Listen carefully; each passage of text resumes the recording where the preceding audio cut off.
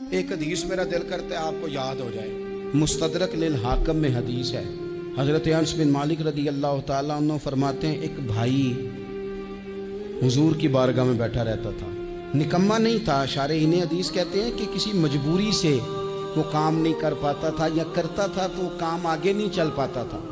ذہنی صلاحیت ہی شاید زیادہ نہیں تھی۔ یہ حدیث مشکات میں بھی موجود ہے، مستدرک للحاکم میں بھی موجود ہے۔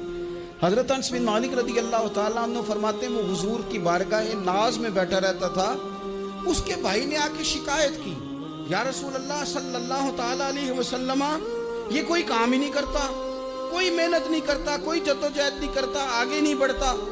مجھے اس کی ضروریات کی کفالت کرنی پڑتی ہے، مجھے جدوجہد کرنی پڑتی ہے، مجھے اس کے معاملات کا خیال رکھنا پڑتا ہے، آپ اسے سمجھائیں۔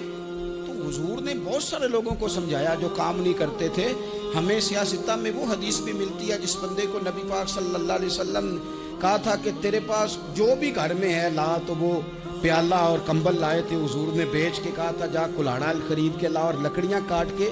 تو بیچ کے اپنا اور اپنے گھر والوں کا پیٹ پال۔ یہ ساری باتیں اپنی جگہ پر یہاں نبی پاک نے ایک روحانی مسئلے کا حل بھی بتایا۔ اللہ کے محبوب علیہ السلام سے عرض کی حضور یہ یہیں بیٹھا رہتا ہے اور سارے ہی کام مجھے کرنے پڑتے ہیں۔ حضور نے نظر مبارک اٹھا کے بھائی کی جانب دیکھا جو بھائی کا شکوہ کر رہا تھا، تو کریم محبوب فرمانے لگے ہو سکتا ہے یہ جملے میرے محبوب کے ان کو کہیں لکھنا، ان کی مٹھاس دیکھو، ان کا حسن دیکھو، اور بھائیوں کی محبت کے بیج جو رسول پاک پیوند لگا رہے ہیں اور جوڑ رہے ہیں، اور جس انداز میں بھائی کو بھائی سے ملا رہے ہیں، اس لہجے کے حسن کی مٹھاس کو بھی ذرا چکھ کے دیکھو۔ حضور فرمانے لگے ہو سکتا ہے اب تمہیں جو رزق دے رہا ہے وہ اسی بھائی کی وجہ سے دے رہا ہے، وہ بھائی ہو سکتا ہے اس کی وجہ سے تجھے مل رہا ہو، اس کی وجہ سے۔ وہ دروازے نہ بند کریں جن دروازوں کی برکت سے روزی آتی ہے،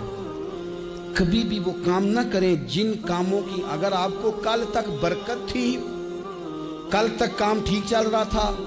کل تک نظام بہتر تھا، اور آج آپ کو محسوس ہوتا ہے کہ کہیں کمزوری آ گئی ہے، کہیں حالات اس طرح کے نہیں رہے، تو پھر آپ غور کریں کہ ایسا تو نہیں کسی غریب کا آپ کے گھر سے رزق جاتا تھا اور آپ نے بند کر دیا،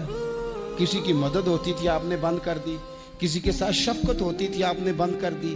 کوئی شخص آپ کی وجہ سے تسلی میں تھا اور پھر آپ نے اسے تکلیف میں ڈال دیا۔